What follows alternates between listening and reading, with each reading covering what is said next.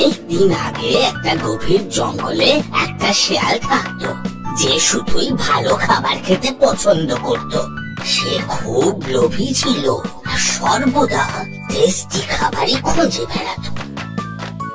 একদিন সে রসালো আঙুরের থোকা গাছ থেকে ঝুলতে দেখলো। গাছের ডালে কি সুন্দর আঙুর ঝুলছে, আমার মুখে জল আসছে। আমার এগুলো খুব খেতে ইচ্ছে করছে। আঙুর, তুমি এখন আমার। ও আঙুরগুলো খুব উঁচুতে, কিন্তু এত ভালো আঙুর খাবার জন্য আমাকে পরিশ্রম করতেই হবে।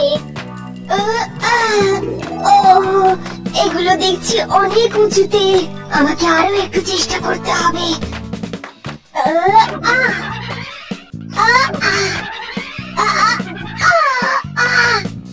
এই আঙুর এত উঁচুতে কেন?